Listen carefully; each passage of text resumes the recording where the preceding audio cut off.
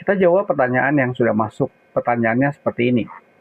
Mengenai Paskah, setahu saya Paskah Passover itu berbeda dengan Paskah Easter. Passover diperingati di tanggal 14 Nisan, hari tergantung tanggal berdasarkan Kitab Bilangan 9 ayat 1 sampai 5, ditandai dengan pengorbanan anak domba, ditetapkan oleh Tuhan, sedangkan Easter selalu diperingati hari Minggu, 3 hari setelah pengorbanan anak domba Allah. Ditetapkan oleh Kaisar Konstantin. Pertanyaan saya, mengapa saat ini gereja cenderung memperingati Paskah versi Konstantin dibandingkan Paskah versi Tuhan? Nah, untuk menjawabnya secara benar, kita harus membedakan 3 hal yang sering tercampur. Ya. Yang pertama, Paskah Yahudi atau Passover. Yang kedua, peristiwa Paskah Kristus, kematian dan kebangkitan, dan tradisi penanggalan gereja atau Easter. Kenapa?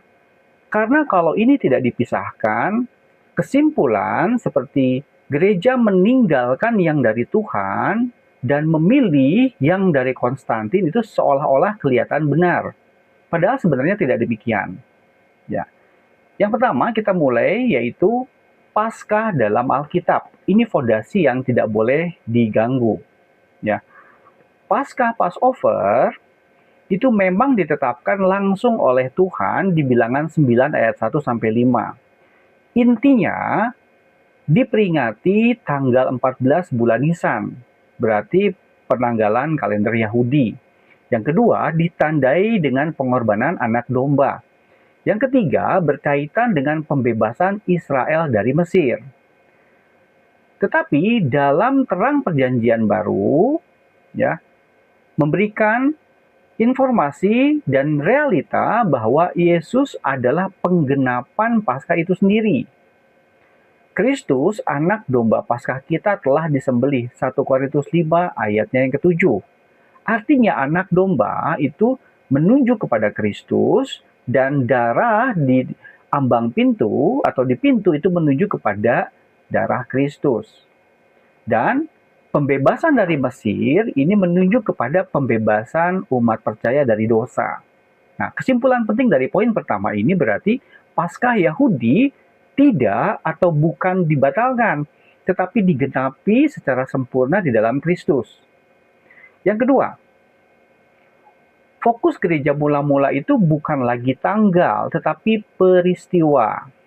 Gereja mula-mula tidak sedang mempertahankan sistem bayangan, tetapi merayakan realitasnya. Makanya perhatikan pola ini. Yang pertama, Yesus mati saat Paskah Yahudi. Dan Yesus bangkit pada hari pertama Minggu, berarti hari Minggu.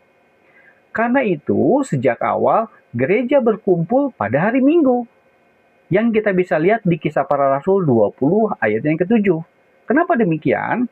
Karena hari Minggu adalah hari kebangkitan. Dan kebangkitan adalah pusat Injil kita yang ada di dalam 1 Korintus pasal 15. Analogi sederhananya, Passover itu seperti peta. Dan Kristus adalah tujuan sebenarnya. Maka tidak masuk akal kalau setelah sampai tujuan, kita tetap fokus pada peta itu. Yang ketiga, apakah Easter benar-benar ditetapkan oleh Kaisar Konstantin? Nah, ini bagian yang sering disalahpahami.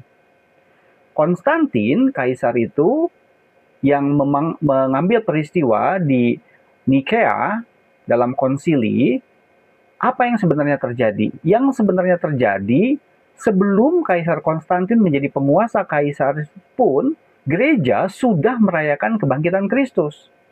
Jadi yang diperdebatkan adalah tanggalnya, bukan maknanya. Ada 2 kelompok yang kita bisa lihat, yaitu Quartodeciman. Kelompok ini merayakan pada tanggal 14 bulan Nisan, mengikuti kalender Yahudi. Dan ada kelompok tradisi Minggu, ya, yang merayakan pada hari Minggu setelah Paskah Yahudi. Dan pada Konsili Nikea tahun 325, itu memutuskan bahwa Paskah Kristen dirayakan pada hari Minggu, bukan pada tanggal 14 bulan Nisan. Kenapa seperti itu? Karena bukan menolak Tuhan, tetapi karena menegaskan kebangkitan yang terjadi pada hari Minggu.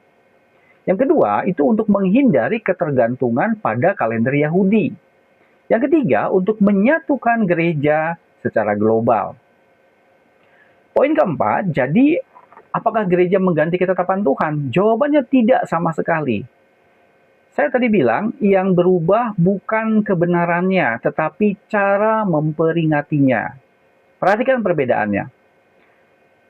Kita lihat aspek Passover dengan Paskah Kristen.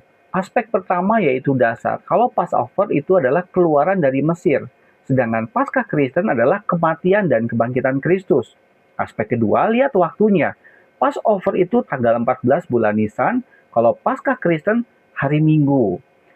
Aspek ketiga, lambang. Kalau Passover adalah anak domba, sedangkan kalau Paskah Kristen, Kristus sendiri. Dan aspek keempat, status. Kalau Passover itu adalah bayangan, dan status Paskah Kristen adalah penggenapannya. Jadi gereja tidak meninggalkan Tuhan, tetapi mengikuti penggenapan rencana Tuhan di dalam Kristus. Kenapa tidak pakai 14 bulan Nisan? Kenapa tidak tetap pakai 14 bulan Nisan? Ini pertanyaan yang cukup kritis sebetulnya. Jadi jawabannya harus bersifat teologis. Yang pertama, karena kita tidak lagi di bawah sistem Taurat. Kita lihat Galatia 4 ayat 9 sampai 10. Yang kedua, karena pusat iman Kristen adalah kebangkitan, bukan hanya kematian. Kalau kita hanya memperingati tanggal 14 bulan Nisan, maka fokusnya itu pada kematian. Kalau kita memperingatinya pada hari Minggu, maka fokusnya pada kemenangan atas maut. Dan karena gereja adalah komunitas baru, bukan sekedar kelanjutan etnis Israel.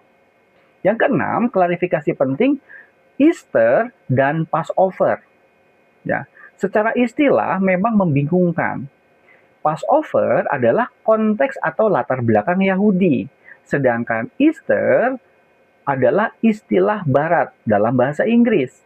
Tetapi secara teologis, yang dirayakan bukan tradisi Konstantin, melainkan kebangkitan Kristus yang adalah inti Injil. Ya.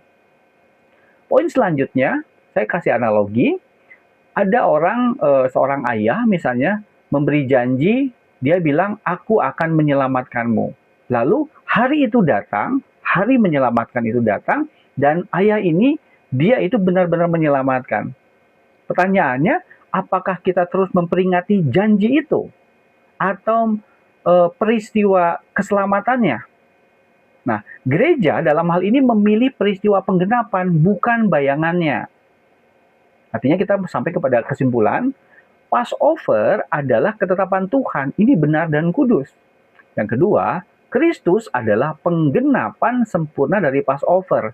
Dan yang ketiga, gereja tidak mengganti, tetapi beralih dari bayangan kepada realitas. Dan Konstantin tidak pernah menciptakan Paskah, dia hanya membantu menyeragamkan penanggalannya. Dan perayaan hari Minggu itu menegaskan umat pusat iman, yaitu Kristus yang sudah bangkit. Ya. Jadi kalau ada orang berkata gereja meninggalkan Paskah Tuhan dan mengikuti Konstantin, itu terdengar meyakinkan tetapi secara historis dan teologis tidak akurat.